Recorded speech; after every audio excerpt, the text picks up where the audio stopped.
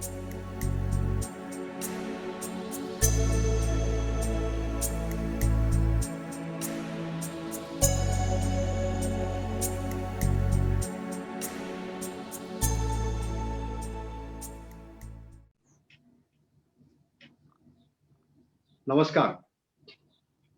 दिवाळीचे 4 दिवस या कार्यक्रमाअंतर्गत होणारा आजचा हा तिसरा कार्यक्रम. आज आपण गप्पा मारणार आहोत मूळचे चित्रकार, पण नंतर नाटक, चित्रपट, मालिका वगैरे मधून मोठं करिअर केलेल्या मनोज जोशी यांच्याशी. त्यांना बोलतं करणार आहेत त्यांचे आणि आमचे मित्र नितीन आरेकर. नमस्कार. प्रथम मनोज, मला वाटतं स्क्रीनवर येत आहेत ना, मला इथून दिसत नाहीये. मनोज मी स्क्रीनवर आहे. हा, मला इथे दिसत नव्हतं त्यामुळे गोंधळ झालाय मला. आणि नितीन आरेकर, तुम्ही आता सुरुवात करायला हरकत नाही, मी आता इथून बाजूला जाईल. या कार्यक्रमाची कल्पना अशी होती की जे जे जगी जगले हे आपण जे पुस्तक करत होतो त्यातला हा एक थोडासा भाग आहे छोटासा, की त्यावेळी आपल्याला नंतर ते पुस्तक येण्यापूर्वी खूप मोठं अशाच प्रकारचे कार्यक्रम करायचे लाईव्ह. पण मी असा विचार केला की आणि नितीन सरांचा सल्ला घेतला, ते म्हणले आपण यावेळी सुरुवात करूया मनोजच्या मुलाखतीनं. तर ती आजची ही मुलाखत म्हणण्यापेक्षा गप्पा, या गप्पा अशा आहेत की चित्रकला हा विषय घेतला आणि मग चित्रकलेतून परत वेगळ्या क्षेत्रात उडी मारली. हा जो काही प्रवास होता तो कसा झाला आणि या आतापर्यंतचा हा जो टप्पा आहे गाठलाय, त्या टप्प्यामध्ये गाठताना काही काही अडचणी आल्या, अशा स्वरूपाचा या मुलाखतीचा गाभा असणार आहे, जो गेल्या 2 मुलाखतीमध्ये आपण केलेला आहे. तर मला वाटतं आता सुरू करायला काहीच हरकत नाही. नितीन सर. हो जरूर, धन्यवाद सतीश नाईक सर. आणि मी आता नसेन. हो मी स्क्रीनवरती नसाल, मुलाखतीमध्ये तुम्ही. तो धन्यवाद मनापासून. आणि प्रश्नचिन्हाच्या सर्व रसिक श्रोत्यांना माझा मनापासून नमस्कार आणि तुम्हाला सगळ्यांना दिवाळीच्या मनपूर्वक शुभेच्छा. मी आज आपण भेटणार आहोत, काय म्हणावं, मला ह्या माझ्या मित्राच्या बद्दल बोलत असताना शब्द खरंच अपुरे पडतात. म्हणजे काय असतं, आपल्या आवडीचा जो विषय असतो त्या आवडीच्या विषयाबद्दल आपण भरभरून बोलत असतो किंवा आपण खूप कमी बोलतो.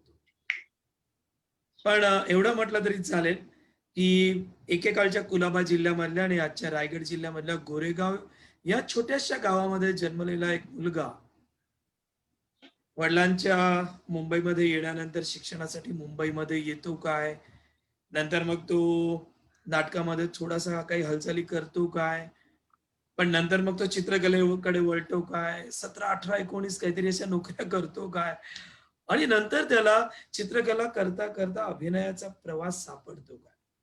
एक अद्भुत अद्भुत असं जगणं पद्मश्री मनोज जोशी यांचं आहे.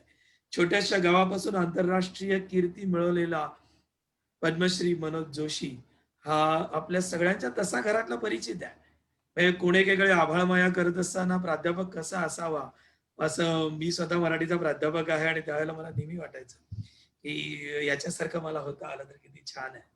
आणि प्रत्येक वेळेला भाऊ कसा असायला पाहिजे, घरातला वडीलधारा माणूस कसा असायला पाहिजे, केअरटेकर कसा असायला पाहिजे, तर तो मनोज जोशी यांच्यासारखा असायला पाहिजे. मनोज, या सगळ्या प्रश्नचिन्हाच्या वाचता वाचता हा चिन्हाचा व्हॉट्सअप समूह आहे, त्याच्या वतीनं मराठीसृष्टी.com च्या वतीनं तुला मनपूर्वक अशा दिवाळीच्या शुभेच्छा. तुम्हाला सुद्धा सर्वांना दीपावलीच्या आणि पाडव्याच्या निमित्तानं नवीन वर्षाच्या खूप खूप शुभेच्छा. आणि हे वर्ष सगळ्यांसाठी म्हणजे येणारं वर्ष हे समृद्ध आरोग्याचं आणि समृद्धीचं, सुखाचं आणि शांतीचं जावं आणि ह्या कोरोना नावाच्या महामारीचा अंत हो, अशी मी ईश्वराच्या चरणी प्रार्थना करतो. सगळ्यांचं जीवन समृद्ध व्हावं. बस खरंय खरंय म्हणून तुझ्यासारख्या पवित्र माणसानी हे सगळं म्हणत असताना आम्हाला सगळ्यांना तितकंच पवित्र वाटतं, कारण तू बसलेली जागा पण खूप छान आहे. हे तुझ्या घरातलं देवघर आहे ना. हो, माझ्या घरात तर देवघर आहे. आणि मागे मूर्ती मागे लक्ष्मीनारायणाची. लक्ष्मीनारायण आणि माझं आराध्य दैवत आहे ते. माझं म्हणण्यापेक्षा परंपरागत माझं जे- माझे आजोबा, वडील आणि आता आमच्यापर्यंत मनोज, तुम्ही गुजराती आहात का मराठी आहात, हा एक संभ्रम आहे लोकांच्या मनामध्ये कायमचा. कारण गुजराती रंगभूमी त्याचं एक उत्तर आपल्याला काय काढता येईल? असं आहे की गुजराती बीज हे मराठी मातीत रोवलं गेलं आणि हा वटवृक्ष महाराष्ट्रात तयार झाला. म्हणजे मी माझ्या जोशी फॅमिलीचं सांगतो. जे असं आहे की महाराज छत्रपती शिवाजी महाराज जेव्हा सुरत सुरतवर जी स्वारी केली त्यांनी, हम्म, हम्म, ती ऍक्च्युली आपला सिंधुदुर्गाचा किल्ला बनवण्याकरता ती सगळी जी काही लूट होती औरंगजेबाची ती त्याच्यात टाकली आणि तो सिंधुदुर्गाचा किल्ला बनवला. तेव्हा सुरतवर 11 वेळा जेव्हा स्वाऱ्या केल्या, त्या स्वाऱ्या केल्यानंतर काही व्यापारी गट गुजराती इकडे महाराज घेऊन आले. म्हणजे बंदराचा व्यापार करण्याकरता, हा मसाल्याचा व्यापार करण्याकरता. तर त्यांच्याबरोबर एक पंडे नावाचं एक फॅमिली आलं होतं. म्हणजे त्या सगळ्या गुजराती व्यापाऱ्यांबरोबर आणि त्यांच्याबरोबर मग माझे आजोबा वगैरे होते ते of course my family came after. But हम्म, हम्म. तसं आम्ही त्याच फॅमिलीतले असल्यामुळे तसं म्हणायला हरकत नाही की महाराजांनीच त्या गुजराती परिवारांना इकडे हा आणून वा. महाराष्ट्रीयन बनवलं. म्हणून मी मगाशी म्हणालो की ते हे आमचं सद्भाग्य आहे राजा. आणि अशी काही कुटुंब आहेत तिकडे रायगड जिल्ह्यामध्ये आणि आसपास महाराष्ट्रामध्ये जेवढे गुजराती आहेत ते सगळे ह्याच कारणामुळे आणि त्यांच्या त्यांच्या नातेवाईकांमुळे मग हळूहळू स्थलांतर झालं.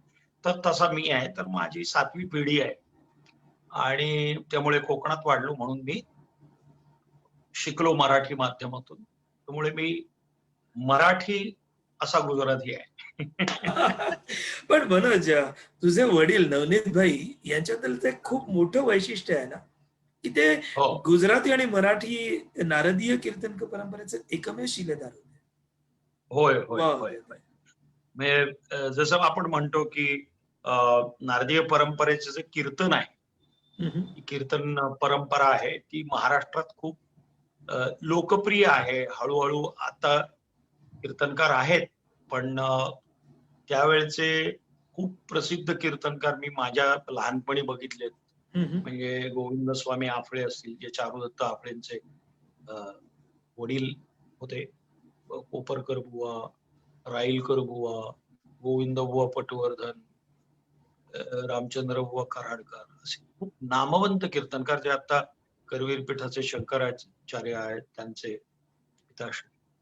मुद्दा असा आहे की ह्या कीर्तन परंपरेचे माझे वडील सुद्धा म्हणजे ऑफकोर्स ते BA विथ संस्कृत होते, शास्त्री होते.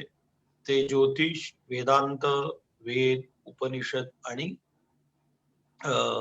जोडीला नारदीय परंपरेचं हे कीर्तन तेही ते शिकले आणि त्यांचे गुरु होते अनंत बुवा मेहेंदळे, पुण्याचे होते.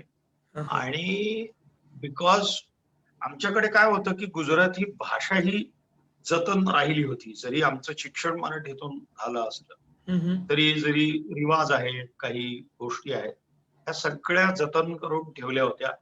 आमचं परंपरागत जे वडिलोपार्जित घर होतं वाडवडिलांचं तेही तिकडे आहे अजून गुजरातमध्ये. तर मुद्दा असा आहे की ते त्यांना असं वाटलं की कीर्तन अशी नारदीय परंपरा गुजरातीत नाही आहे, तर आख्यान आहे किंवा व्याख्यान आहे अशा पद्धतीचं होतं. कीर्तन म्हणजे फक्त भजन अशी एक संकल्पना तिकडे आहे. तर त्यांनी ही नारदीय परंपरेची जी ही आहे परंपरा आहे ती गुजरातीत ट्रान्सफॉर्म करून त्यांनी नरसिंह मेहता असेल त्याच्यावर आख्यानं सुरू केलं अंधेरीमध्ये 15-15 दिवस. रामायण आहे, महाभारत आहे. तर ती परंपरा त्याचा येते एकमेव दुवा असतील असं मला वाटतंय. पण तशी बडोद्याला एक परंपरा आहे आख्यानाची, जी माणभट्ट म्हणतात त्याला. हा हा धर्मानंद म्हणून होते. अ, ते आता त्यांचा मुलगा ते वारस करतो. ते माण म्हणजे असा तांब्याचा एक हॅलो. हे असतो, माठ, कलश मोठा. माठासारखा आकाराचा घडा. त्या हा घड्यावर हा अशा अंगठ्या घालून मग त्याच्यावरच ते पगडी वगैरे सगळी ती टिपिकल पुणेरी पगडी असायची, कारण ते गायकवाडांच्या स्टेट मध्ये तिकडे असल्यामुळे. पण ते कीर्तन म्हणजे बसून तो माणभट्टाचा कार्यक्रम करायचे. तर धार्मिकलाल पंड्या त्यांचं नाव, आणि ते अच्छा. माणभट्ट खूप प्रचलित होते. म्हणजे ते परंपरागत होते. पण हे नारदीय परंपरा ही उभं राहून जोडीदार, हाताला तबला, हार्मोनियम वगैरे, आणि त्यातली गायकी, त्यातलं निरूपण, म्हणजे त्याच्यात आपलं जसं नाटकात असतं फर्स्ट हाफ आणि सेकंड हाफ, तसे पूर्वरंग आणि उत्तर रंग असे 2 पार्ट त्याच्यामध्ये ते असायचे, आणि 15-15 दिवस ती कीर्तन व्हायची. तो my father is one of them, की ज्यांनी नारदीय परंपरेचं कीर्तन हे गुजराती ट्रान्सफर. वा. मनोज, हे सगळी कीर्तन परंपरा असताना मगाशी सतीश नाईकांनी आपली इंट्रोडक्शन करून देताना सांगितलं होतं की जे जे स्कूल ऑफ आर्ट मध्ये तू गेला होतास, ते जे जेला जाण्यासाठी म्हणजे गळ्यामध्ये स्वर का हातामध्ये रंगाची रेष, नेमकं हे हे गणित काय आहे?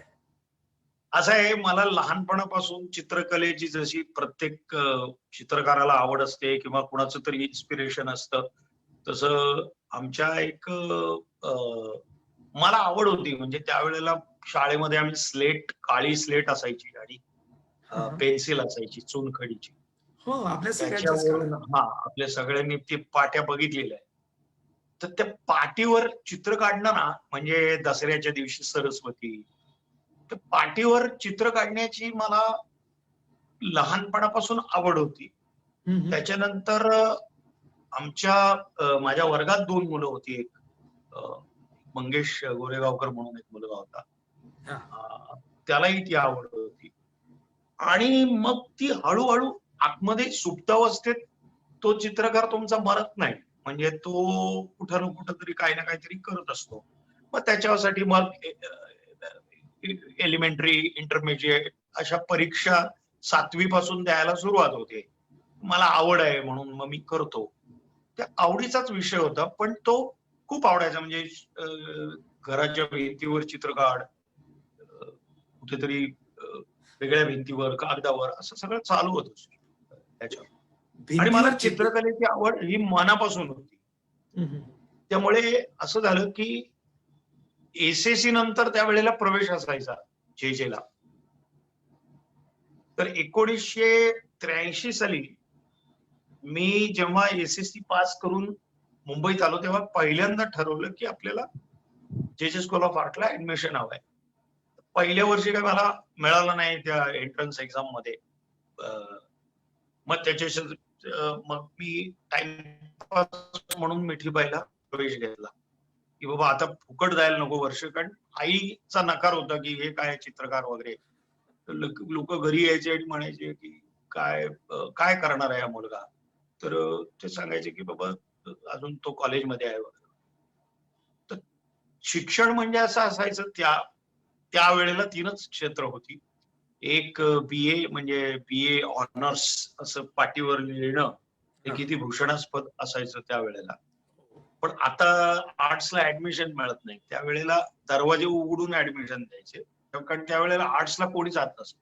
कारण प्रत्येकाला कोणाला तरी डॉक्टर व्हायचं किंवा इंजिनियर. बँकेचा कारकून व्हायचं किंवा मॅनेजर व्हायचं. 3च क्षेत्र होती ना, आर्ट्स, कॉमर्स आणि सायन्स. बाकी आउट ऑफ द बॉक्स कुठेतरी जाऊन काहीतरी करणं म्हणजे मूर्खपणा आहे. किंवा कुणीतरी 12वी पास झाल्यानंतर कंडक्टर वगैरे अशा टाईपची तिकडं मानसिकता तीच होती की बाबा सिक्युअर जॉब पाहिजे कुठला तरी. कारण इंग्रजांनी आपल्याला असं ठसवून दिलं होतं की तुम्ही नोकर आहात आणि कारकूनच बना, तुम्ही दुसरं काही बनवू नका. शिक्षण पद्धती तशा पद्धतीची होती. त्याच्यामुळे मला असं वाटतं की त्यावेळी मला जरा आउट ऑफ बॉक्स जायचं होतं. मग आई आणि वडिलांनी पण सांगितलं, अरे त्याला जे पाहिजे ते करू दे, so she was thinking that की हे सगळं फालतू आहे, याला काही अर्थ नाही. So she is to tear माझी चित्र फाडून टाकायची. हो.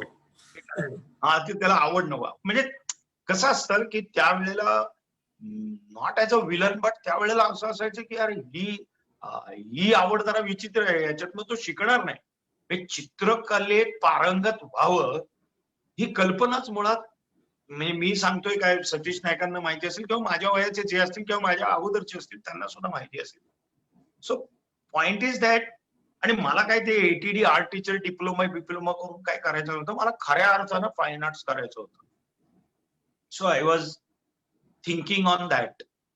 मग झालं असं इथे ऍडमिशन नाही मिळालं म्हणून मी 6 महिने इकडे आर्ट्स मध्ये शिक्षण घ्यायला सुरुवात केली.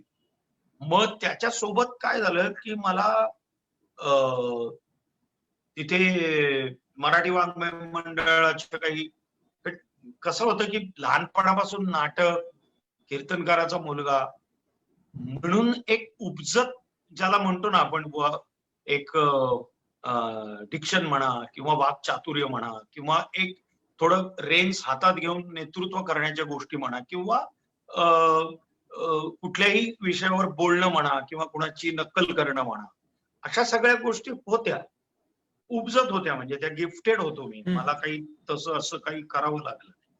तर त्यामुळे मराठी वाङ्मय मंडळात जेव्हा सगळ्यांची त्या ऑडिशन होत असत इंटर कॉलेजिएट कॉम्पिटिशनसाठी, तर त्या 6 महिन्याच्या कालावधीमध्ये क्रूरा सावंत, मला वाटतं आता हो सर नुकतंच निवड झालंय. हा. So he was also in Mithibai. ते मिठीबाईमध्ये शिकवत होते, नंतर ते रिटायर झाले होते मला वाटतं. पण त्यांच्या एकांकिकेचा एक संग्रह होता. त्या संग्रहातली एक बच्चू बर्वेची दिवा स्वप्ने अशी एक एकांकिका होती. तर त्याच्यात मी सिलेक्ट झालो आणि मग मी रिहर्सलला वगैरे जायला लागलो आणि मी गुजराती वाङ्मय मंडळात सुद्धा सिलेक्ट झालो. आता कुठल्या भाषेत काम करायचं हे थोडंसं द्वंद्व होतं. तर मी मराठी भाषेच्या एकांकिका स्पर्धात निवडलं. म्हटलं चल हे करूया. बट झालं असं की त्या बच्चू बर्वेच्या एकांकिकेच्या रिहर्सलमध्ये सतत मी रिहर्सलमध्येच जायचो. तर मी घरी सांगायचो की बाबा माझी रिहर्सल आहे, आता मी थोडं याच्यात. तर आईला असं वाटलं की आता हा नाटकात, आता हा चित्रकलेचा अगोदरच प्रॉब्लेम होता, त्यात आणखी या कलेचा प्रॉब्लेम. मग तिने सांगितलं की काय नाही, तू शिकणं अगोदर, शिक्षण पूर्ण कर, मग काय करायचं ते कर. कारण त्यावेळेला काही असं होतं की प्रत्येक मध्यमवर्गीय माणसाच्या आई वडिलांना हेच वाटायचं की बाबा शिक्षण पूर्ण कर, मग काय करायचं ते कर, मग तुला सुरेख नोकरी लागली की आम्ही सुटलो. That was the concept. आणि त्याच्यामुळे असं झालं की मला शेवटी ती कॉलेजमध्ये जाऊच देईल. मला म्हणले नाही, तू हे बिघडतील, मुलं बिघडतील वगैरे वगैरे. शेवटी मी कंटाळून म्हटलं ठीक आहे, मी गावी जाऊन पूर्ण करतो बस. पण तिकडे आर्ट्स नव्हतं. So I went for 11th standard there. अरे बाबा. माझ्या गुरेगावला गेलो. तिथे नॅचरली तिथे आर्ट्स नव्हतं, मी कॉमर्सला ऍडमिशन केलं. नॅचरली मी नापास होणं हे स्वाभाविक होतं. त्यामुळे मी 11वीत फक्त अकाउंट मध्ये फेल झालो, कारण माझा आणि गणिताचा तसा काही दुरान्वये संबंध नाही, सोयरसुतक नाही त्याच्या त्या घेणं. त्या अकाउंट मध्ये मला खूप कमी मार्क पडले आणि मी त्या एका विषयात फेल झालो. मग मी ठरवलं की आता कुठल्याही परिस्थितीत मी ऍडमिशन घ्यायचं. मग घरी आलो. घरी आल्यानंतर परत ती एंट्रन्स एक्झाम दिली वगैरे वगैरे. मग तेवढ्या वेळात फाउंडेशनच्या साठी मी तयारीला लागलो. कोणाला तरी विचारून की फाउंडेशन एक्झाम म्हणजे एंट्रन्स एक्झाम चांगली व्हावी म्हणून. आणि झालं असं की त्या वर्षी मला वडिलांनी असं सांगितलं की बघ बाबा, तुला जरी ऍडमिशन मिळालं तरी तुझा महिन्याचा फीचा खर्च तर ठीक आहे, काहीतरी फार नॉमिनल फीस होती, पण म्हणे की तुझ्या कॅनव्हासचा आणि बाकी सगळ्याचा जो काही खर्च आहे तो मी नाही करू शकणार. So you have to do a job. तुला नोकरी करावी लागेल आणि तू नोकरी करून तुला काय करायचं ते कर. आता ते शक्य नव्हतं, कारण 7 वाजता सकाळचं कॉलेज होतं. पण तरी सुद्धा साहस केलं. साहस केल्यानंतर पहिल्याच वर्षी काहीतरी स्ट्राईक झाला होता त्या आणि माझी जे स्कूल ऑफ आर्ट मध्ये पहिली ओळख झाली आशुतोष आपटेशी. फार अच्छा, चांगला अशोक. चित्रकार आहे, लेखक आहे. He is allrounder. He is my right now till today. तो माझा फ्रेंड, फिलॉसॉफर, गाईड सगळंच आहे. Super person as a person आणि एक मित्र म्हणून. तो मला भेटला आणि माझं आयुष्य कम्प्लिटली यू कॅन से की इट इज. काही माणसं तुम्हाला आयुष्यात भेटतात जे तुमच्या आयुष्याला एक वेगळं वळण लावतात. जी. त्यापैकी एक आशुतोष. मग असं झालं की त्या स्ट्राईक मध्ये मी पण जाऊन बसायला लागलो आणि आणि झालं असं की बिकॉज ऑफ दॅट खूप लोकांना म्हणजे नितीन भांबरे होता, 2-4 माणसं होती, मिलन पोळ आपले शरद पोळांचा मुलगा होता, पण त्याला नाही, he was not very much in to it. But सगळ्या लोकांना म्हणजे कॉलेजमधूनच गच्छंती होती. मग मला आता जेजेत राहण्यासाठी करायचं काय? मग मी हॉबी क्लासमध्ये ऍडमिशन घेतलं. हॉबी क्लास हा संध्याकाळी 4 वाजता असायचा. मग म्हटलं आता आपल्याला नोकरी तर केली पाहिजे आणि नोकरी करून मग त्यावेळेला अनिल नाईक, बौलकर सर हे सगळेच होते आणि तो क्लास म्हणजे कॉलेजचा जो टिपिकल टायमिंग आहे तो संपला. त्याच्यानंतर हॉबी क्लास सुरू व्हायचा पेंटिंगचा. त्याच्यात कोण कोणी डॉक्टर असायचं, कोण असायचं. तर अशा त्या हॉबी क्लास मी जवळजवळ 2 वर्ष परत राहिलो. 1 वर्ष ते जे गेलो आणि नंतरची 2 वर्ष म्हणजे जवळजवळ 86च्या अंतापर्यंत मी जे मध्ये वास्तव्य केलं. पण एक गोष्ट सांगतो, म्हणजे वास्तव्य इन द सेन्स माझी सगळी जडणघडण म्हणा, माणूस म्हणून म्हणा, एक कलाकार म्हणून म्हणा, जवळून परत त्या अवधीमध्ये माझं एक चांगली गोष्ट अशी घडली की मी आपल्या जहांगीर आर्ट गॅलरीला एक्झिबिशन्सला जात असे, तर तिकडे वर एक टेरेस आर्ट गॅलरी होती, चेतन आर्ट गॅलरी. आता ती नाहीये, पण ते कुमार आणि चेतन असे 2 भाऊ होते आणि त्यावेळेला ते वृद्ध होते. म्हणजे त्यावेळेला जवळजवळ त्यांचं वय वर्ष असेल 65-70 वगैरे. तर माझी ओळख माझ्या एका नातेवाईकांनी करून दिली होती. तर मी तिथे हे क्लासेस संपले की मला अजून नोकरी लागली, म्हणजे सकाळची एक पार्ट टाइम नोकरी लागली होती जी सिद्धार्थ हॉटेलमध्ये करायची होती. 15 दिवस लागली आणि म्हणजे मला ते चुकीची नोकरी होती ती अकाउंटंट आणि कॅशियरची नोकरी होती. 15 दिवस अशी नोकरी घेतली की मला पैसे वरून द्यायला लागले. हे काय म्हणजे काय आहे की ते बर्फ, सर वेटर यायचे, बर्फ घ्यायचा आहे म्हणून पैसे घेऊन जायचे. मला हिशेब ठेवता यायचा नाही, हे उल्लू बनवून जायचे. तर 15-20 दिवस ती नोकरी केली. मला वाटलं की आता आपण हे पण करूया, नोकरी पण करूया आणि हे पण करूया, पण ते काही जमलं नाही. मग मला वाटतं दुसऱ्या वर्षी मला व्हेरी सेकंड इयर आपल्या काय म्हणतात कुमार साहेब, ते मला मी रोज जायचो होतो म्हणे माझ्या नातेवाईकांनी ओळख करून दिली होती. मला म्हटलं तुम्ही ओळख करून द्या. दूरचे नातेवाईक होते, ते इंटिरियर डिझायनर होते. तर कुमार साहेब म्हटले तुला काय आवडतं? म्हटलं मला पोर्ट्रेट करायला खूप आवडतं. आणि नाईक सर आपले वॉटर कलर मध्ये म्हणजे great artist and great sir. तर मी म्हटलं की मला पोर्ट्रेट शिकायचंय तुमच्याकडे. बर. आणि ते इतके वृद्ध होते की ते दुर्बीण घेऊन पेंट करत असत, जवळजवळ भिंग घेऊन. अँड ग्रेट पोर्ट्रेट, म्हणजे ज्यांना कोणाला माहिती असेल त्यांना ते माहिती असतील. आणि ही वॉज गुजराती बेसिकली. आणि माझे नातेवाईक गुजराती होते म्हणून त्यांनी माझी ओळख करून दिली. तर तिथे मी जवळजवळ 1 वर्षभर तिथे तप करतात ना तसं तिथे रोज क्लास सुटला की तिकडे जाऊन बसायचो. मग ते घरी जायला निघाले की परत कॉलेजमध्ये जायचो. मग त्या वर्षामध्ये कॉम्पिटिशन नाटकाच्या, मग त्या आशुतोष आपटेने झँग ग्रुप स्थापन केलं होतं जे मध्ये. झँग नाव सॉलिड आहे.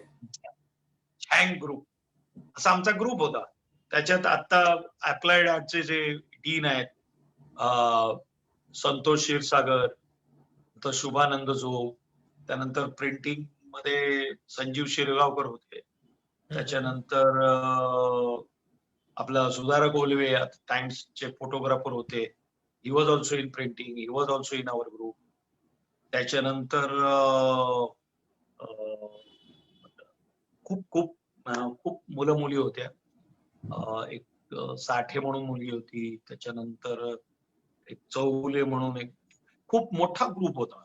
आणि आम्ही काय करायचो की उन्मेषला INT ला कॉम्पिटिशन पण असायची. त्यामुळे माझं कसं व्हायचं की हा क्लास झाला की माझ्या सगळ्या ज्या मानसिक आणि मस्तिष्काच्या गरजा होत्या त्या सगळ्या पूर्ण भागून जायच्या.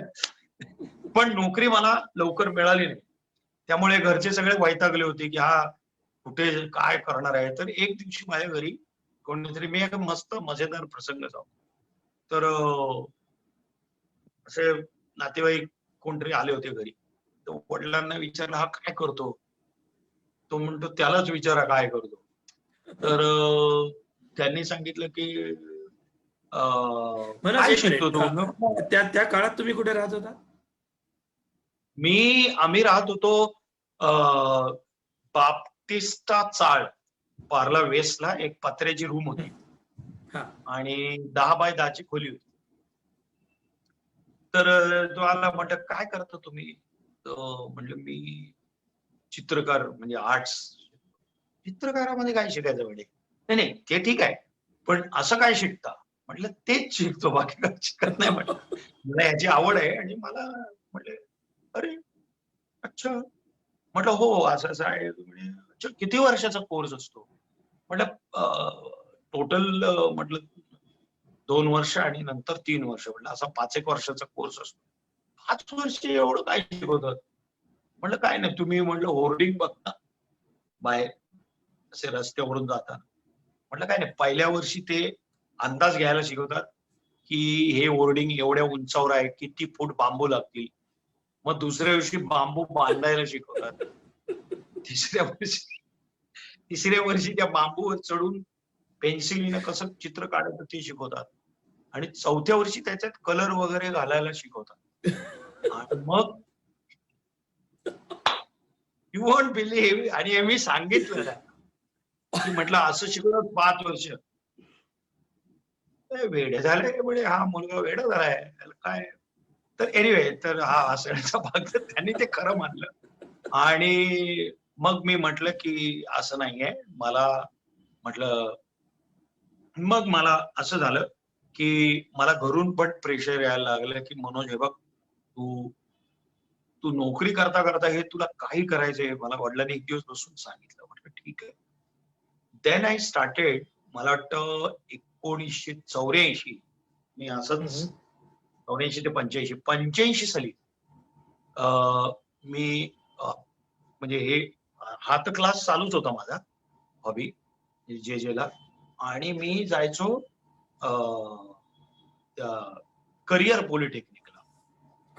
मला कोणीतरी सांगितलं की तू कमर्शियल बाहेरून कर आणि 1 वर्ष कर, मग तू परत कमर्शियलला ऍडमिशन घेऊ शकतोस. कारण तू कमर्शियल आर्टिस्ट झालास तर ऍटलीस्ट ह्याच्यात काय आहे की यू नेव्हर नो, आणि तुझी ही हॉबी आहे ती चालू ठेव, काय हरकत नाही, असं मित्रमंडळींमध्ये सांगितलं.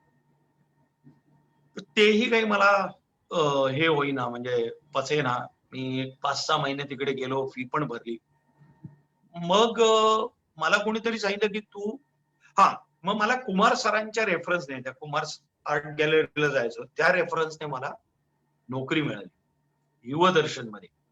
अच्छा माझी लायकी पण नव्हती ऍज अ आर्टिस्ट किंवा, पण कटिंग पेस्टिंग आर्टिस्ट म्हणून मला त्यांनी, सुरेश सोमपुरा म्हणून युवदर्शनचे संपादक होते, लेखक होते चांगले, त्यांना कुमार सरांनी सांगितलं की हा इतो भक्तिभावाने इथं बसतो, शिकतो, हा इकडे पण जातो आणि मला त्याच्या घरची परिस्थिती सगळी माहिती आहे, पण तुम्ही त्याला नोकरी द्या. असं त्यांना फोन करून सांगितलं. मला सांगितलं की तू जा, तुझा सगळा पोर्टफोलिओ घेऊन जा, तुझ्या असाइनमेंट ज्या काही असतात त्या सगळ्या दाखव की बघ मला हे असं हे माझं एक काम आहे. तर मला त्यांनी म्हटलं ठीक आहे ठीक आहे. ते बघितलं त्यांनी आणि मग मला म्हटले ठीक आहे तू उद्यापासून ये नोकरीला. तुझी हे किती वाजता असते कॉलेज? म्हटलं ती एक सकाळी असते 7 ते 9 आणि दुसरी म्हटलं 4 वाजता असते. तर मी पार्ट टाइम येऊ का तुमच्याकडे? 9 वाजता माझं संपलं की मी ते 10 वाजता येईन तुमच्याकडे 9:30. ते म्हणले नाही, you have to be here by 9. म्हटलं ठीक आहे तू 9:30-10 पर्यंत आलास तरी हरकत नाही. त्याने मला ठेवून घेतलं. मला म्हटलं इकडे इकडे इकडे तू काम काय करशील? म्हटलं तुम्ही द्याल ते काम, झाडू मारीन मी. म्हटलं मला हरकत नाही. नाही नाही झाडू नाही मारायचं तुला, तू एक काम कर, आता आलायस ना तर बस इकडे, काय करायचं तर बघ.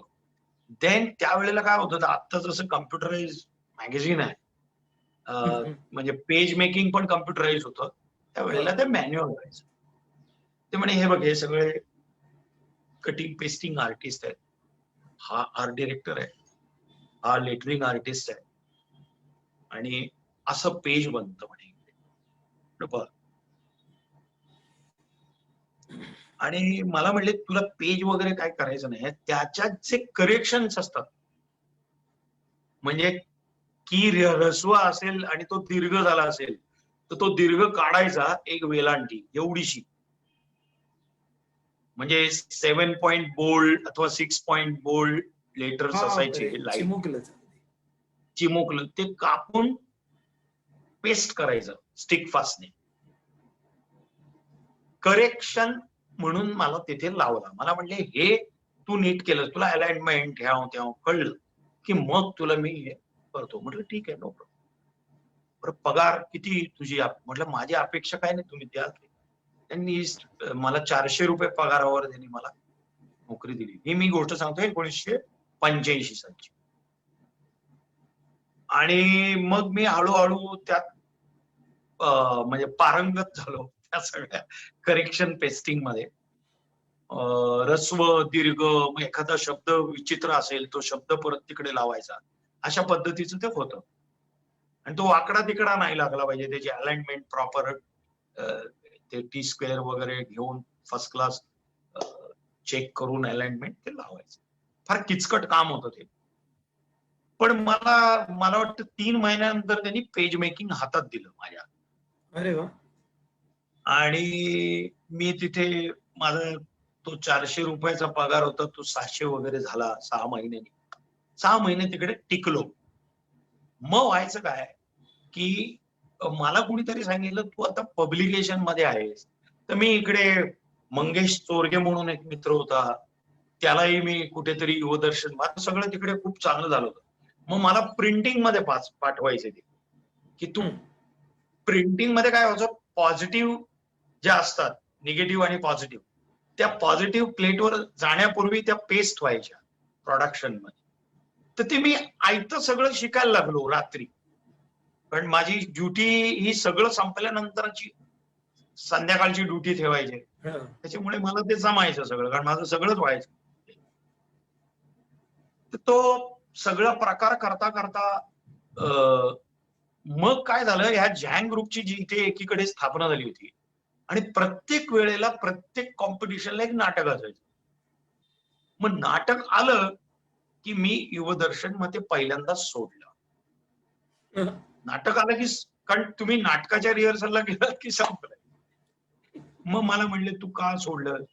मग त्याच्यानंतर काय झालं की कॉम्पिटिशन संपली, एक 10-15 दिवसाच्या रिहर्सल नंतर कॉम्पिटिशन संपली की मला लगेच दुसऱ्या मॅगझिन मध्ये नोकरी त्वरित मिळायची, कारण इट वॉज मॅन्युअल एव्हरीथिंग. आणि हे त्यावेळेला मराठी आर्टिस्ट म्हणजे जरी कमर्शियल केलेलं असावं तरी ते, मला वाटतं सतीश नायकांना माहित असेल की ते बिचारे कुठेतरी ऍडव्हर्टायझिंग एजन्सीमध्ये काम करत नसत, चांगले चांगले आर्टिस्ट. मग ते घरी स्क्रीन प्रिंटिंगचा बिझनेस टाकायचे छोटासा, ते आंब्याच्या फळींचं हो ते सगळे बॉक्स बनवून. मग तिथे डिप्लोमा कोर्सेस करायचे ते सगळे हे बिचारे, कारण त्यावेळेला दुसरा काही पर्याय नव्हता. आणि असं काही एजन्सी टाकू शकतोय किंवा असं काही अप्रोच आहे किंवा कुठल्या एजन्सीमध्ये आपल्याला जॉब मिळेल नाही मिळेल माहित. So this was the only thing. So I decided की मी पब्लिकेशन डिझायनिंगचा प्रायव्हेट कोर्स करतो. बर. तर ती मी नाव विसरलो, एक अँग्लो इंडियन होत्या, त्यांनी मला तो कोर्स करायला लावला आणि त्यांच्याकडे मी जॉब करत होतो. बिकॉज दे वेर हँडलिंग काही अॅन्युअल ज्या बॅलन्स शीट्स असतात, काही कव्हर पेज असतात, काही कंपन्यांच्या कव्हर पेज, असं सगळं काम, फ्रीलान्स काम करायला लागलं. Okay, simultaneous. आणि त्या बाईनं मला हे पब्लिकेशन डिझायनिंग साठी स्पेसिफिक हे केलं. आणि ह्याच्यात मी इतका म्हणजे मी नाटकाच्या रिहर्सलला गेलो झॅन ग्रुपच्या की माझी नोकरी सुटायची. मग कुठून तरी काहीतरी फ्रीलान्स जॉब आहे. अशा जवळजवळ may you name the magazine, you name the paper ज्याच्यात मी काम केलं नाही. क्या बात आहे. हा, म्हणजे बॉम्बे नावाचं मॅगझिन होतं, जेंटलमन आय नावाचं रिमेंबर. हा, मॅगझिन दोन्ही होतं. आठवत आहेत. हा हा, म्हणजे फक्त इलिस्ट्रेटेड वीकली, म्हणजे टाइम्सच्या कुठल्या ह्याच्यात नाही काम केलं. बाकी A to Z म्हणजे 17-18 नोकऱ्या मी बदलल्या फक्त नाटकाबाई. दुसरं, त्या नाटकाच्या कॉम्पिटिशन मध्ये आमच्याकडे पैसे नसायचे. बरं, कॉलेज त्यावेळेला असं काही कॉम्पिटिशनला, म्हणजे जसं दुसऱ्या कॉलेजमध्ये एक हे असतं, काय म्हणतात त्याला, बजेट असतं बजेट असतं छोटं. नाटकाचं, तसंच स्कूल ऑफ आर्टला फारसं काही बजेट नसायचं. मग तुम्ही आपल्याला खास आहे म्हणून आपण नाटक करतो. मग आशू आणि मंडळी आणि आमचा कॅन्टीनवाला लक्ष्मण, हा, तो आम्हाला वडापाव पासून ते खाण्यापासून आम्ही सगळे, म्हणजे ज्याला म्हणतो ना की तो अन्नदाता होता आमचा एका प्रकारे. बर. ऍक्च्युली हे जेवढे नाटक वेडे लोक होते ना, जे कॉलेज नंतरही जे मध्ये राहायचे, ते जेच्या मातीनं आहे ना, फक्त आतला कलाकार नाही घडवला. मी तुला खरं सांगतो, हो. ते सगळे मित्र आजही माझे इतकेच चांगले मित्र आहेत आजही. ते सगळे मोठे आहेत त्यांच्या त्यांच्या दृष्टिकोनातून. पण म्हणजे काय म्हणू त्याला की एकच मला खंत एवढी वाटते की मी आज मला माझा हात सुटला त्या सगळ्या ह्याच्यातनं. पण मी कधी कधी माझ्या स्वांतच सुखाय माझं काम करत असतो.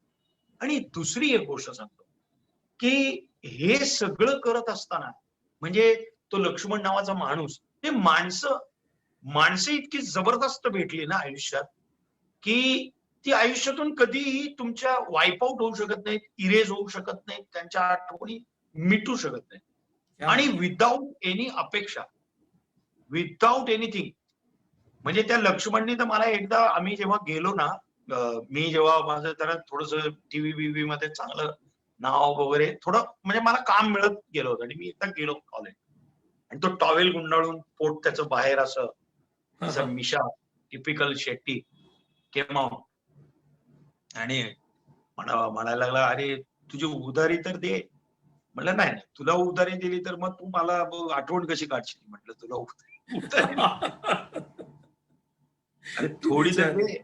बरं, तो आमच्या लाइटिंगला पैसे उधार म्हणजे पाहिजे असतील नाटकाला, तर ही इज टू गिव्ह. तो स्पॉन्सर पण होता आमचा. बरं, तो दया खाऊन पैसे द्यायचा. मी काय ऋणानुबंध याला म्हणायचं आपण, कुठल्या पद्धतीचे यार, कुठल्या पद्धतीचे. खरं. तर हे सगळं ना, मी एक सांगतो की एकीकडे you are searching for your career, की मी पब्लिकेशन डिझाईन केलं तर मला कुठेतरी जॉब मिळेल. एकीकडे आय एम सर्चिंग की मी नाटकात काम करून, मग तो जो माझा छंद होता ना, तो छंद हळूहळू हळूहळू हळूहळू 87, 88, 89 च्या अंताला तो छंद माझा नाटकाचा हा मला मेन भाग झाला माझ्या आयुष्याचा. वाव. कधी झाला मला कळलं नाही. आणि एक गोष्ट सांगतो की हा हा. I was very much interested in portraits. म्हणजे त्या छटा, कॅरेक्टर, माणसाचं, तू ज्यांचं पोर्ट्रेट करतोय त्याच्या प्रत्येक म्हणजे नुसताच हसराचे ते कॅरेक्टर बघणं जे असतं ना, कॅरेक्टरला ऍब्झॉर्ब करणं आपण म्हणतो. कारण मीनवाईल काय करायचो मी कॅरिकेचर पण करायचो काही मॅगझिन मध्ये, काही हो. जन्मभूमीमध्ये, म्हणजे एडिटोरियलला मी कॅरिकेचर पण द्यायचो. 40 रुपयाला एक कॅरिकेचर द्यायचो. अच्छा. हा, जायचं म्हणजे तो एडिटर घ्यायचा आणि 40 रुपये मिळायचे. काही दिवाळी अंकाला इलिस्ट्रेशन म्हणा, काही धमाल केली होती. मी एक इलिस्ट्रेशन आहे ना, मी का सांगतो माहितीये का, ते नट म्हणून आज मला आम्हाला एक्झॅक्टली. एकदा काय झालं तर मी सांगितलं ना, मी पेस्टिंग, पॉझिटिव्ह पेस्टिंग म्हणजे जे प्लेटवर जातं सगळं सामान, ओके, ते इलिस्ट्रेशन दिवाळी अंकातलं गायब झालं. आणि मुखपृष्ठाचा जो मेन फोटो होता मुखपृष्ठाचा, ओके, तो ही गायब झाला. आणि त्यावेळेस 2 गोष्टी झाल्या होत्या. म्हणजे दिवाळी अंक जवळजवळ 11-12 दिवस चालाय. कारण त्यावेळेला काय व्हायचं, गॅली, फोटोटाईप गॅली यायच्या. त्या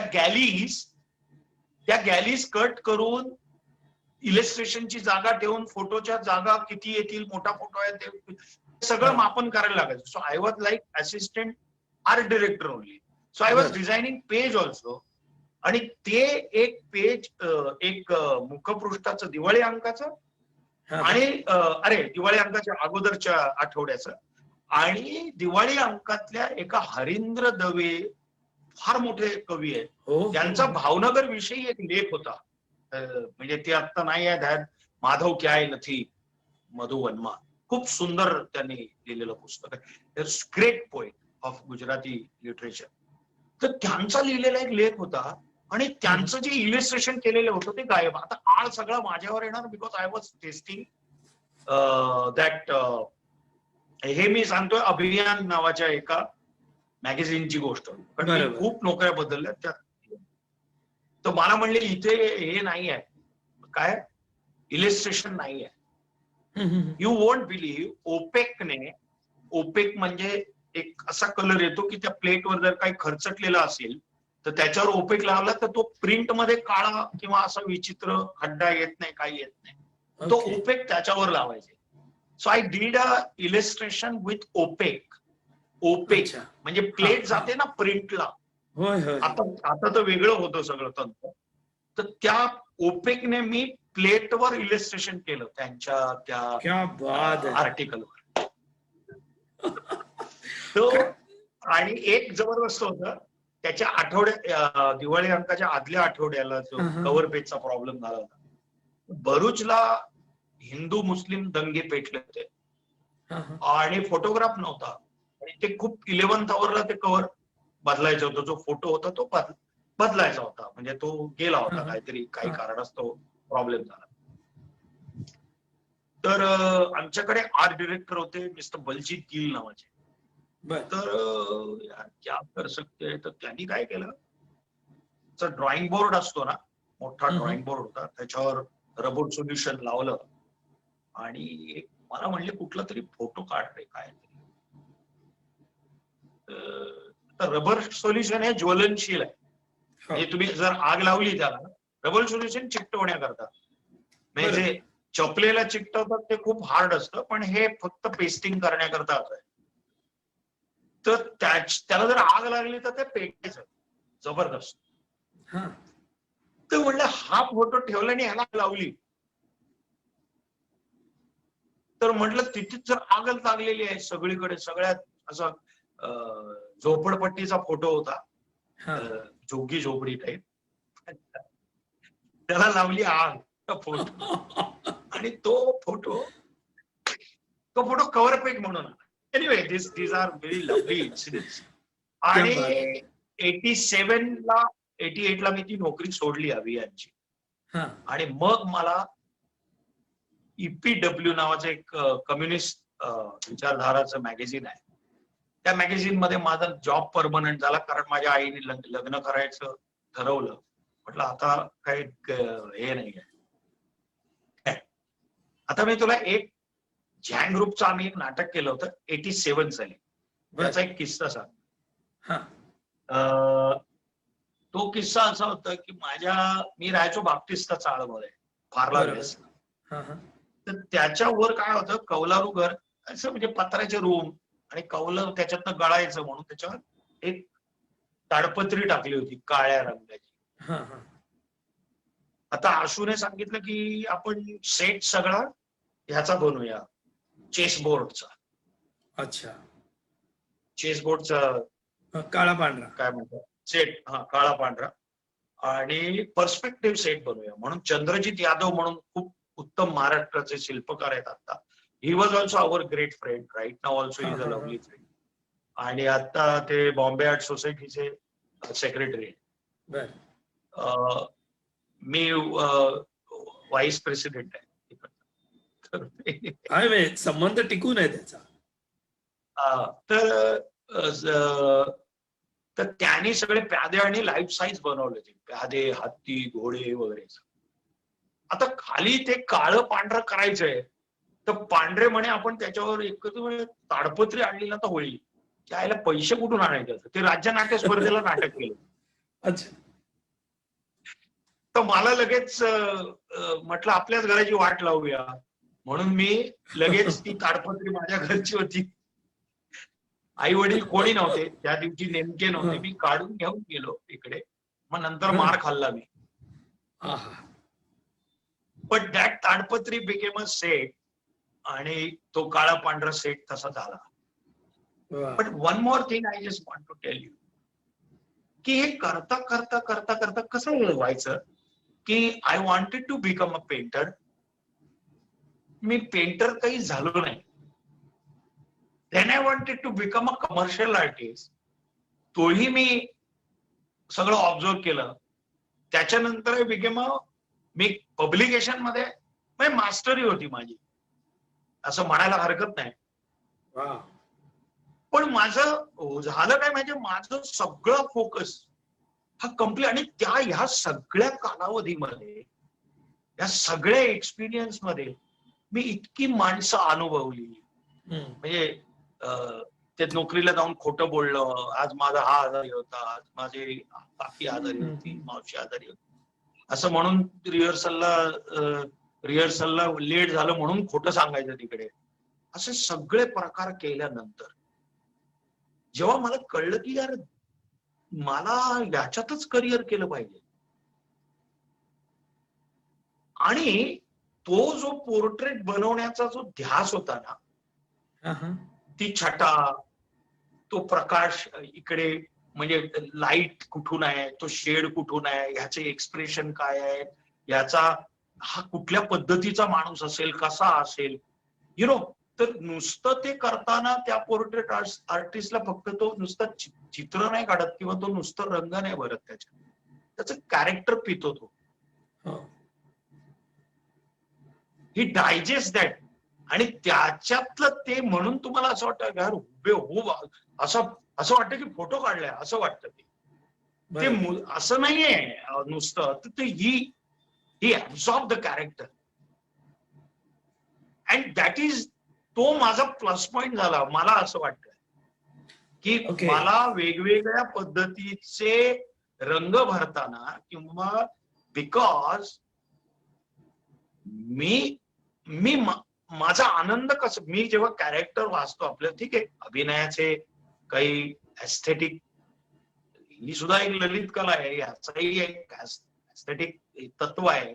पण you are also expressing your self on canvas. You are गायक असेल तर तो त्याच्या आवाजानं आणि त्याची किमया एक्सप्रेस करतो, पण तो अनुभवतो ना. तो इथे मी एक्सप्रेस करतो, ते कॅरेक्टर वाचून मला व्हिज्युअली कळतं की हा काय बिहेव करेल.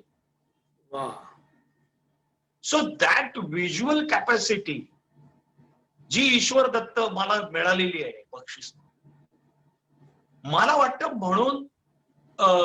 म्हणून माझा हंगामाचा इन्स्पेक्टर म्हण, किंवा म्हणून माझा गोलमालचा तो प्रोफेसर म्हण, किंवा म्हणून माझा हसी तो फसीचा परिणितीचा फादर म्हण, किंवा त्या गुरुचा मित्र म्हण, किंवा हा. कुठलंही कॅरेक्टर, किंवा हेराफेरीचा तो भंगारवाला म्हण. हा. So my point is whether it is out, तो थोडा कॅरिकेचरिस्ट जरी असला हा. कुठलं कॅरेक्टर, म्हणजे मी बपुनरी पण केली आयुष्यात, पण ती कॅरिकॅचर सुद्धा मला त्याच्यातली लाक्षणिकता मला चित्रकारातल्या आतल्या चित्रकाराने ती लाक्षणिकता काय आहे कि ये कैसा रहेगा जो जो जो जो रियल नहीं है फिर भी रियल लगे, जे है ना. तर हे आय थिंक, तर मी जर कदाचित चित्रकार आतून नसतो कदाचित, तर कदाचित इतक्या चांगल्या पद्धतीनं मांडू शकलो नसतो. किंवा गांधी विरुद्ध गांधी मधला हरिलाल आहे जो मी कधीच बघितला नाही आयुष्यात, मी फक्त वाचून. ओनली थिंग इज तिकडे कॅनव्हासवर तुम्ही पेंट करता आणि इकडे तुम्ही स्वतः ते माध्यम म्हणून 3 डायमेन्शनली पेश करता according to the director. Yes. So इकडे चित्रकार पण मीच आहे, कॅनव्हास पण मीच आहे, आणि रंग पण मीच आहे. वा Manoj, this is what I do. Super. Manoj, ह्या निमित्ताने एक प्रश्न असा मनामध्ये नेहमी येतो की मनोज जोशी बरोबर चाणक्य, आणि मला वाटतं जगाच्या रंगभूमीच्या इतिहासामध्ये हाताच्या बोटावर मोजता येण्याजोगे काही कॅरेक्टर्स आहेत की जी कॅरेक्टर्स एकाच व्यक्तीने 1986 ते आज 2020 34 वर्ष तो चाणक्य करतो. हे अशक्य आहे. म्हणजे पूर्वी आपल्या तोमी नव्हेच प्रभाकर पणशीकरांनी कितीतरी वर्ष केलेलं आहे, आणि त्यांच्यानंतर तुझाच मला वाटतं नंबर येईल याच्यामध्ये, नाही का. पण हा चाणक्य स्ट्राईक कुठे झाला मनामध्ये? एकच सेकंड, वायफायचा काही इश्यू आहे का छोटासा माझा?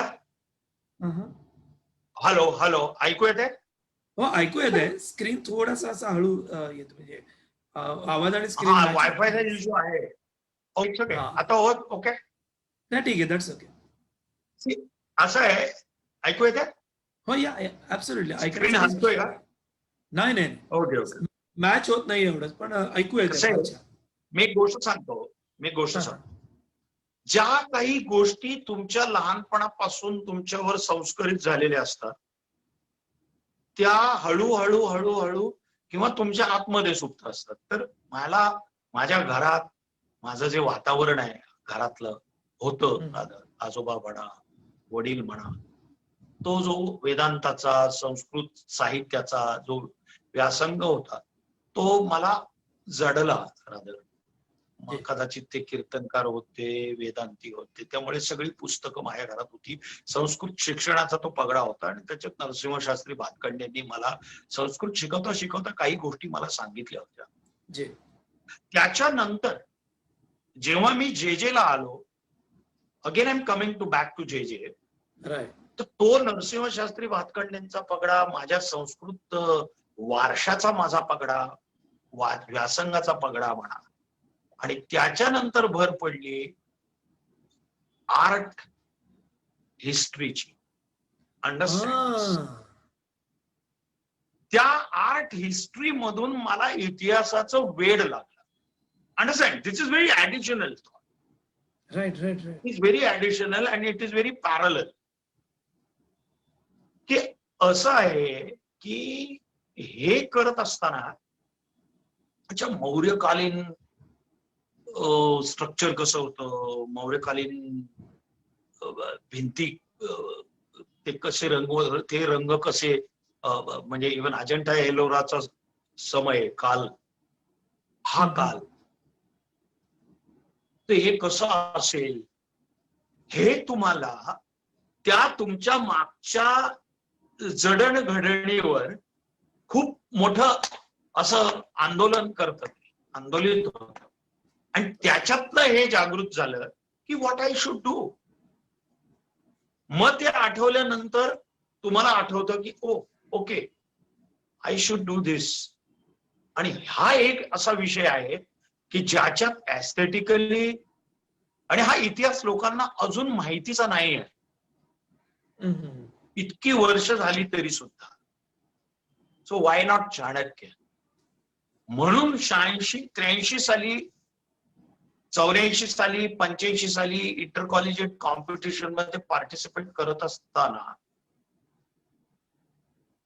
कधीतरी एखाद वेळेला मला एका विषय म्हणून हा लक्षात आला, पण हा एकांकिकेचा विषय नाही आहे. मग जसं जसं जसं जसं, कारण माझ्याकडे मुद्रा राक्षस हे अगोदरपासून होतं, जे विशाखा दत्तने लिहिलेलं नाटक. त्यामुळे मुद्रा राक्षस काय आहे हे कळत होतं. पण ते तसंच्या तसं करणं या काळात शक्य नाही. मग काय करायचं?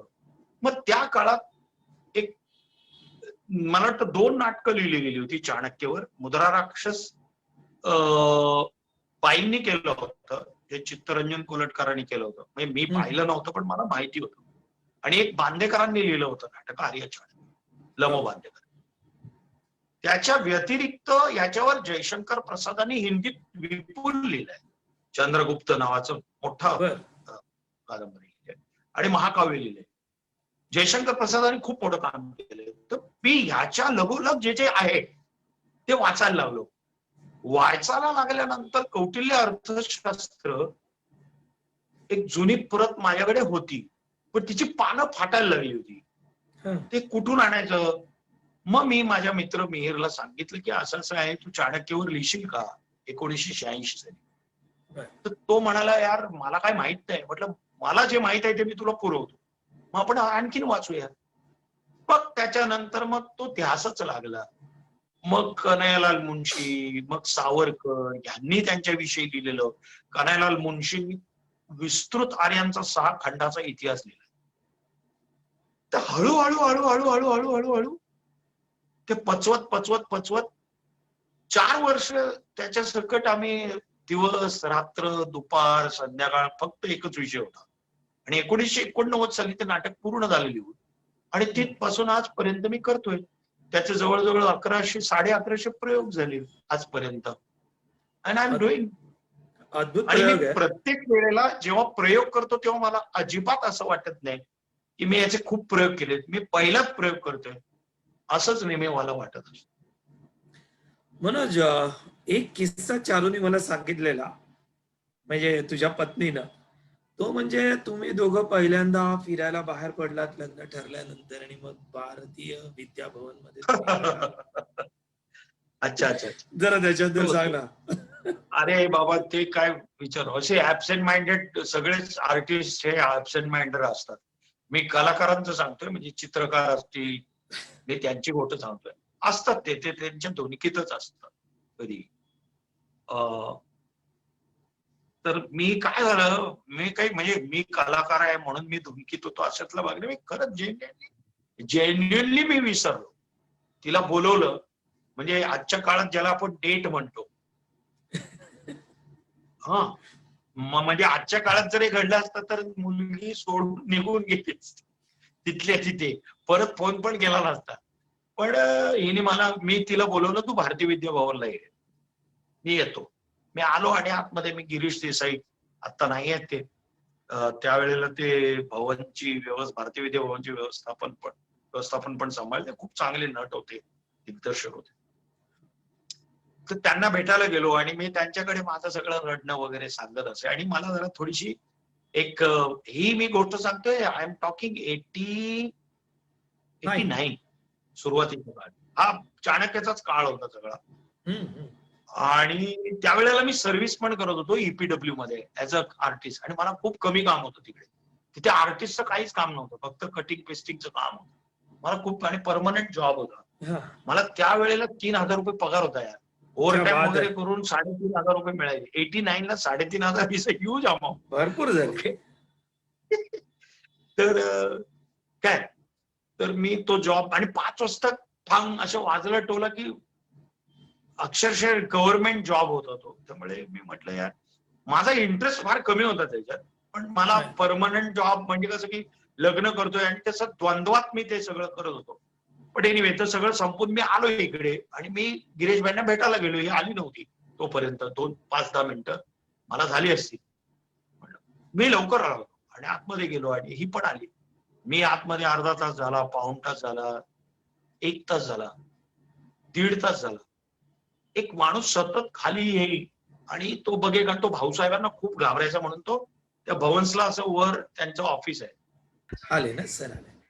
हा मनोज नमस्कार. એને રાઉટિંગ થતા વાર લાગે. येस मनोज आई शपथ. अरे यार माय फोन. नाही नाही चलताय चालेल. मी आता तो सगळा किस्सा सांगितला लोकांना आणि मग how you said sorry to Charu and Charu graciously accepted that and she accepted the fiance. तिला तिचा जो नवरा होता तो तिने जसाच्या तसा स्वीकारला आणि दॅट्स ट्रू. हो मंडळी, आपण मनोजला काही प्रश्न विचारायच्या आधी मी तुम्हाला आणखीन एक गोष्ट सांगतो. म्हणजे चारू आणि मनोज हे इतकं लवली कपल आहे की ती नसेल तर मनोज सैरभैर होतो. अवतीभोवती त्याला असावीच लागते. So Manoj just go ahead with that. मी तो किस्सा पुरा केलेला आहे. मनोज अडकलाय. हो तो किस्सा म्हणजे जवळजवळ मी तिला 1.5-2 तासानंतर मला तो माणूस घाबरत घाबरत आला आणि सांगितलं की बाहेर एक मुलगी उभी आहे, ती तुमची वाट बघते आणि ती तुमची फियांसी आहे. आई शपथ. तेव्हा मला बोलते ना की जमीन सरक गई आपकी. हा जमीन म्हटलं आता काय खरं नाही माझं. आणि पहिली भेट आयुष्यातली. याच्या आधी आम्ही फक्त फोनवर आणि पत्राद्वारे 1-2 पत्र लिहिली होती बस, दॅट्स इट. मनोज पण पत्र पहिल्यांदा ठेवली. मी हो माझी पत्र आहेत, मी जपून ठेवले. काय काही चित्र काढून दिलेत तिला. काय काय म्हणजे तिचं एक तिचं चित्र पण म्हणजे एक मी त्या EPW मध्ये काम करत होतो. पत्र लिहिताना असं त्यावेळेला ते वय पण तसं आणि मुग्धता असते ती त्यावेळेला. ती पत्र सगळी तिने जपून ठेवलीत अगदी. मनोज, चाणक्याच्या बरोबर सगळा नाटकाचा जो प्रवास सुरू झाला तो कसा गेला पुढे नंतर? माझ्या त्या नाटकाचा प्रवास अजूनही सुरू आहे. मला एक विशेष काय वाटतं की आज जे जगी जगले ना, मी त्याचं एक जिवंत उदाहरण सांगतो की त्या नाटकाची प्रकाश योजना, त्या नाटकाचा सेट, त्या नाटकाच्या कॉस्ट्युम मधील काही गोष्टी आणि त्या नाटकाचं ज्याला आपण म्हणतो की सहदिग्दर्शन. मी जेव्हा तिकडे असायचो तेव्हा Ashutosh Apte was doing and he did. आणि आज मला सांगायला अतिशय अभिमान वाटतो की तो माझ्या जवळ प्रत्येक प्रयोगाला. म्हणजे कसं असतं की पॅशन म्हणून हे नाटक सुरू झालं माझ्यासाठी आणि ते आता मिशन बनलंय. इतका मोठा प्रवास आहे. म्हणजे मी तेव्हा आपण आपल्याला प्रूव्ह करण्याकरता एक नट म्हणून, एक कलाकार म्हणून स्वतःला प्रूव्ह करण्याकरता म्हणून म्हणा ते नाटक कदाचित केलं असावं.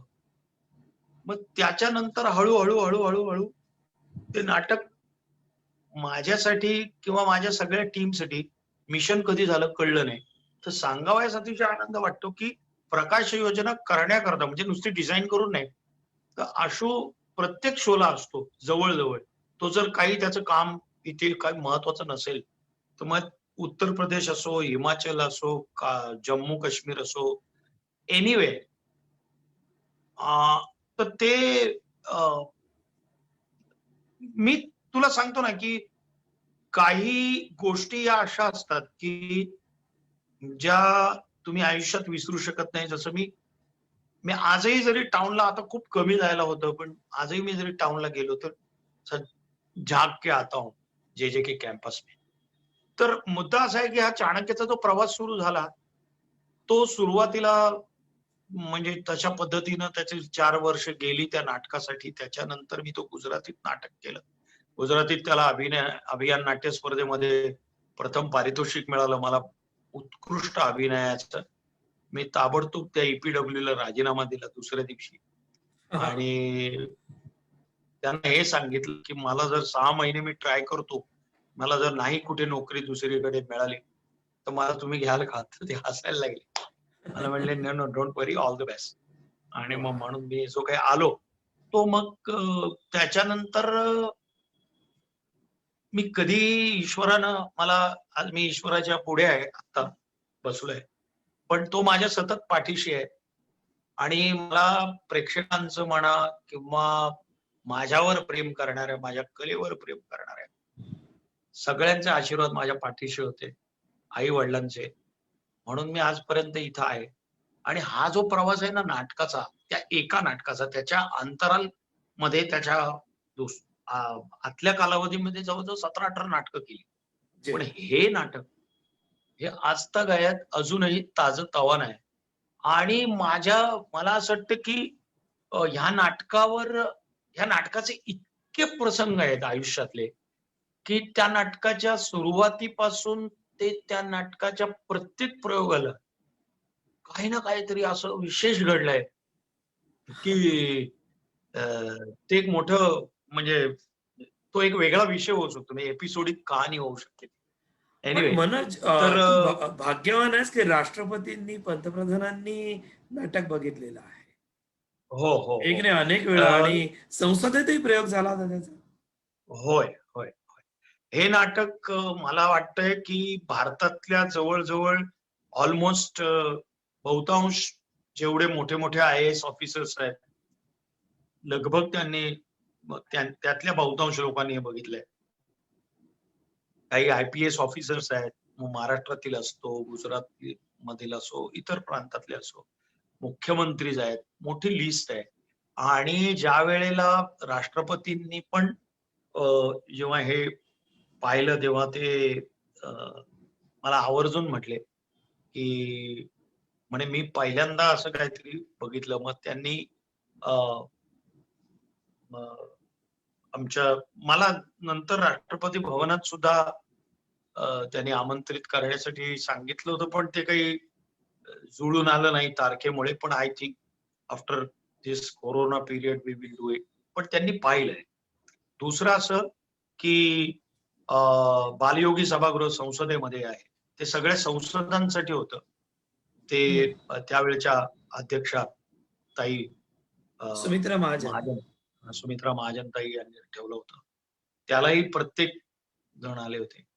त्याच्यानंतर कित्येक मुख्यमंत्री हे नाटक बघितले, कित्येक नेत्यांनी बघितले, कित्येक उद्योगपती म्हणजे अंबानी, मुकेश अंबानी म्हणा, कुमार मंगलम बिर्ला म्हणा, सगळे छोटे मोठे उद्योगपती सगळे ऑल सगळ्या प्रकारचा ऑडियन्स या नाटकाला आवर्जून आलेला आहे. आणि माझं भाग्य आहे की या देशातल्या उच्चतम पदापासून ते अगदी सामान्य प्रेक्षकापर्यंत प्रत्येकाने हे नाटक बघितलंय आणि प्रत्येकाला हे नाटक आवडलंय. आय थिंक दॅट इज हे याच्यातच तुम्हाला एक आपण ज्या कृती सोबत आहोत किंवा जी कृती आपण करतोय सातत्याने, त्याचं एक समाधान पण असतं. आणि बस एवढंच मी सांगेन चाणक्यविषयी की पंतप्रधानांना हे नाटक खूप आवडलं, त्यांनी खूप आवडतं. म्हणजे त्यांनी ते जेव्हा मुख्यमंत्री पण नव्हते तेव्हा हे नाटक पाहिलं होतं, ते जेव्हा मुख्यमंत्री गुजरातचे झाले तेव्हा हे नाटक पाहिलं होतं, आणि मग ते प्रधानमंत्री होण्याच्या आधी त्यांनी हे नाटक बघितलं होतं. आणि मग ते 1000व्या प्रयोगाला BHU ला या नाटकाच्या खास उपस्थित होते आणि त्यांनी आशीर्वाद पण दिले की याचा पहिला प्रयोग झाला होता तेही मला माहिती आहे आणि याचा 1000वा प्रयोग आहे. I think this is the best moment of my life. या दॅट्स ट्रू. मनोज, की तू आम्हाला मराठी प्रेक्षकांना राऊ म्हणून पहिला लक्षात आलास. हो हो हो, त्याची पण एक गंमत आहे. मी हे चाणक्य नाटक करत होतो आणि स्मिताताई माझ्या शोधात हिंदुजा ऑडिटोरियम, त्यावेळेला ते चर्नी रोडला एक ऑडिटोरियम होतं हिंदुजा कॉलेजच, इथे माझं चाणक्य नाटक सुरू होतं. त्या आल्या, त्यांनी नाटक पाहिलं आणि मग त्यावेळेला मला वाटतं आपला तुषार दळवी हे करत होता राऊ सिरियल. पण त्याला त्याच्या फिल्मच्या डेट्स आणि ह्या डेट्सचा काहीतरी क्लॅश येत होता आणि he got a major opportunity may be. म्हणून स्मिताताई आणि त्यांच्या सामंजस्यात्वानं जो काही निर्णय झाला असेल आणि मग त्या शोधात होत्या आणि मग मला पाहिलं ते गुजराती नाटकात. मला म्हणले, "तू मराठी बोलशील?" म्हणलो, "हो, मी मराठी शिकलोय." म्हटलं, "मराठीत शिक्षण झालंय माझं. तुम्ही काय काळजी करू नका." तो म्हणे, "तू बाजीरावच दिसतोस." मग मला त्या वा. थेट नासं इनामदारांकडे घेऊन गेल्या दुसऱ्या दिवशी. सकाळी पुण्याला म्हणलं, "उद्या निघायचंय." पण माझा इथे रविवारी प्रयोग असतो. त्यामुळे त्या प्रोड्युसरला सांगून विनवण्या करून मी 26 दिवस ते नाटक स्थगित केलं आणि जो मी गेलो दुसऱ्या दिवशी तो नासा इनामदारांकडे. ते म्हणले, "हो, तुम्ही चक्क बाजीरावच दिसताय" म्हणे. कारण माझा हे पण होतं, क्लीन शेव्ड होतं माझं. हा. आणि त्यांनी बघून मला लगेच सांगितलं. माझंही त्यावेळेला 20 वर्ष वय होतं आणि करेक्ट एज होतं ते. आणि माझा पहिला प्रयोग आहे. फर्स्ट टाइम माझ्या आयुष्यात मी कॅमेरा फेस केला असेल तर तो राऊ ह्या सिरियलच्या माध्यमातून. क्या बात आहे. ओके. आणि मग जो 26 दिवस त्याच्यानंतर संध्याकाळी मी बाय रोड कोल्हापूरला गेलो आणि दुसऱ्या दिवशी सकाळपासून ते सिरियल सुरू झाली. ते 26 दिवस सातत्यानं ती सिरियल करत होतो आणि खूप प्रचंड मला प्रेम मिळालं महाराष्ट्रभरातून सगळ्यांनी. त्यावेळेला टीव्ही नव्हता, फक्त दूरदर्शन होतं. त्यावेळेपासून आजपर्यंत आजही मला कित्येक प्रेक्षक भेटतात. ते म्हणे, "तुम्ही बाजीराव केला होता तो उत्तम. आम्ही आता सिनेमा पाहिला पण आम्हाला खूप त्रास झाला" म्हणाले. म्हटलं, "हरकत नाही, प्रत्येकाची वेगळी शैली असते. पण मला जे जमलं ते मी केलं." आणि आज मला असं वाटतं की अरे आज आपल्याला ते जुनं वर्क बघताना असं वाटतं रे आपण आपण हे करू शकलो असतो. बट आय थिंक माझा बेस्ट काय म्हणतात त्याला, मला देवानं दिलेली उत्तम संधी. So I thank to Sanjay Surkar, thanks to Smita Talwalkar आणि थँक्स टू ऑल सगळा महाराष्ट्रभरातला प्रेक्षक. मनोज, त्याच्यानंतर आजपर्यंत जेवढ्या मराठीमध्ये सिरियल केल्यास त्याच्यातला लक्षात राहिलेला रोल कुठला आहे तुझ्या? ऑफकोर्स राहू आणि आभाळ मायातला माझा प्रोफेसर या जोशी. मला आवडला होता त्यावेळेला. पण ती तो कॅरेक्टर बदलल्यानंतर मी लगेच असं ठरवलं, हो मी नाही असं मी नाही.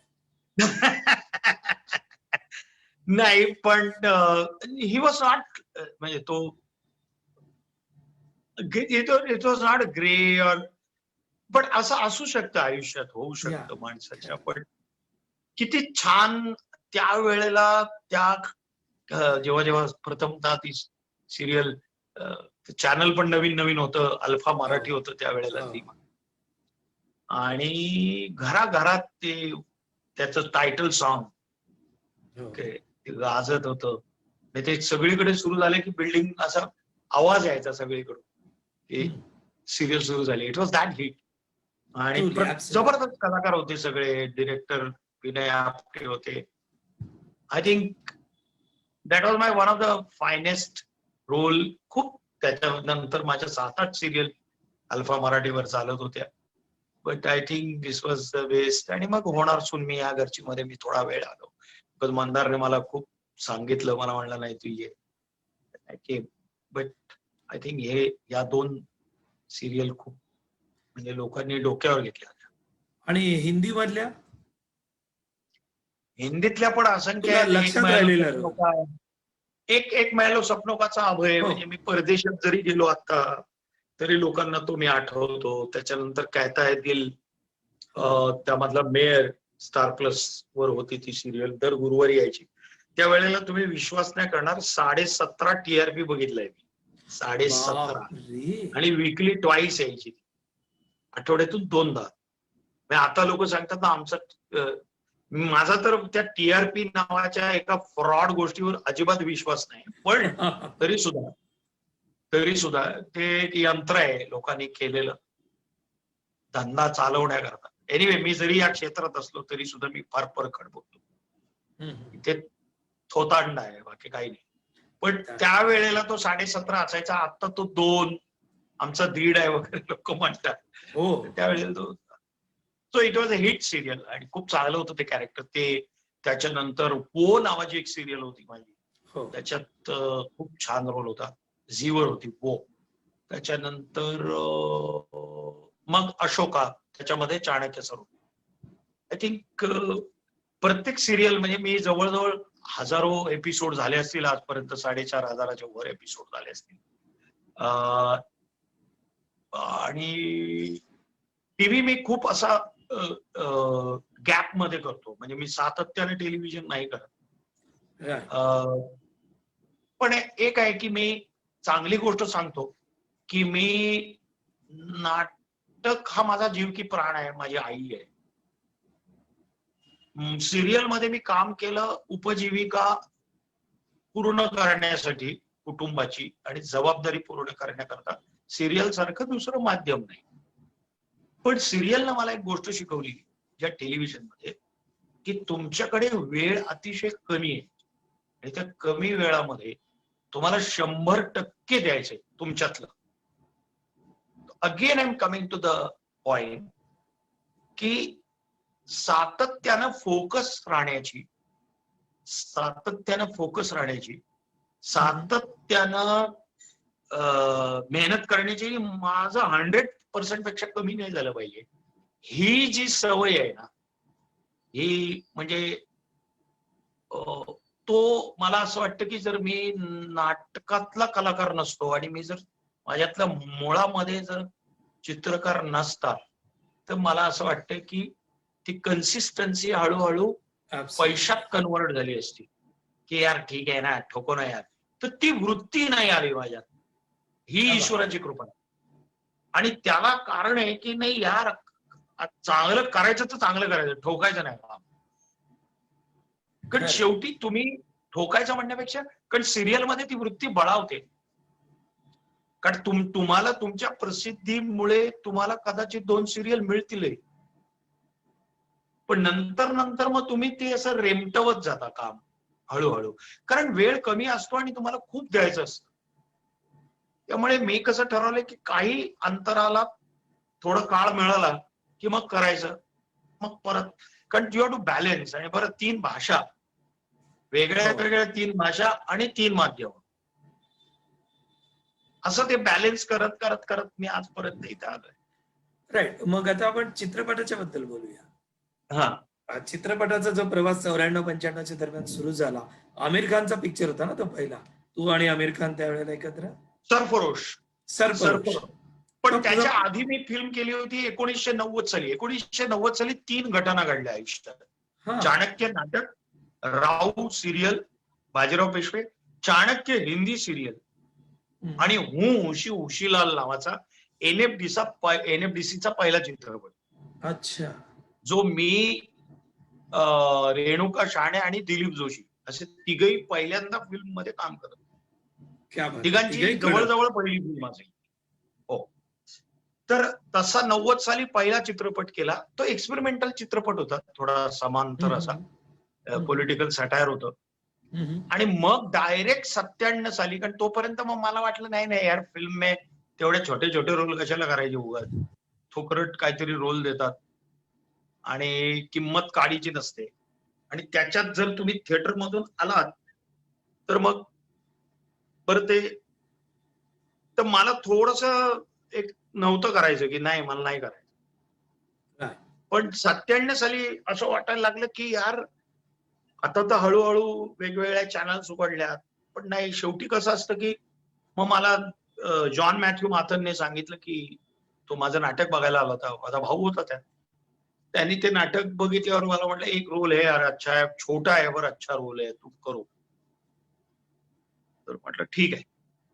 आणि त्याने प्रेमाने इतकं सांगितलं की मी केलं आणि मग मला ते पटलं की आपल्याला छोटे छोटे रोल, चांगले चांगले रोल करत करत करत करतच मजल गाठता येईल, नाही तर येणार नाही. पण मी त्या काळात, सगळ्या काळात थिएटर कधी सोडलं नाही आणि मी बरोबर बॅलन्स करत करत आलो. आणि त्या चित्रपटानंतर मला पोलीसच्या रोलची लाईन लागली. पण मी म्हटलं मला काही ते जगदीश राज व्हायचं नाही, घरी शिवून ठेवलेले कॉस्ट्युम घरून घेऊन जा वगैरे घाला वगैरे. असं नको मला. मी नंतर नाही गेला पोलिसाचा रोल, एक हंगामामध्ये केला आणि एक सत्तामध्ये केला. वेगवेगळे रोल होते. पण 97, 98, 99 मग देवदास आला 2000 साली आणि मग चित्रपटांची संख्या हळूहळू मी जवळजवळ वर्षाला 10 चित्रपट करत असे. आणि बेस्ट पार्ट इज हिंदुस्थानातल्या श्रेष्ठ दिग्दर्शकाकडे मी काम केलंय. प्रत्येक डिरेक्टरकडे name I work with. So I think ही माझ्या कामाची मला पावती आहे आणि अजूनही मी करतोय ईश्वराच्या दयेने. That's true. नारबाची वाडी मला फार आवडतो तुझा पिक्चर. अरे क्या बात आहे. I am thanks to Ajay Sarpotdar. चांगला दिग्दर्शक आहे तो. आणि यांचा जो गुरुने पण चांगलं स्क्रिप्ट लिहिलं होतं त्याचं. गुरुने अद्भुत लिहिलं होतं ते. म्हणजे माझी गुरुची आय थिंक पहिल्यांदा ओळख तिथं जास्त ठसठशीत ओळख तिथं झाली. खूप अद्भुत माणूस आहे गुरु ठाकूर. आणि ऑफकोर्स मी प्रभावळकरांबरोबर काम करत होतो पहिल्यांदा त्यांच्या समोर. त्याच्या अगोदर मी कधीच काम केलं नव्हतं, त्यांच्याबरोबर काम नव्हतं केलं. पण त्यांचं नाटक मी केलं होतं हसवा बसवी गुजरातीत. तर त्यामुळे मी त्यांना ओळखत होतो. ते मी रंगीलो या नावानं केलं होतं गुजरातीत. खूप छान सुंदर नाटक होतं. या तर ते मी त्याचं रूपांतर पण मीच केलं होतं. त्यामुळे त्यांची ओळख माझी होती, पण पहिल्यांदा काम केलं आणि क्या बात आहे. म्हणजे इरसाल एक तर सब्जेक्ट इतका अद्भुत होता तो आणि व्हेरी अनयुज्युअल सब्जेक्ट. पण लोकांनी खरंच म्हणजे आजही लोक बघतात. मी माझं एक उदाहरण सांगतो. माझे एक मित्र आहेत गौरेश सिनारी म्हणून. त्यांचे वडील डिमेन्शियामध्ये होते आणि त्यावेळेला तो त्यांना घेऊन सन सिटी मध्ये गौरेश सिनारी त्यांच्या आई वडिलांना घेऊन गेले होते आणि बघून आले. मला म्हटले काय काय फिल्म आहे. माझ्या वडिलांना इतकी आवडली. तर मी त्यांच्याकडे जात होतो ना, तर ते सांगत होते नारबाची वाडी. Use to love it.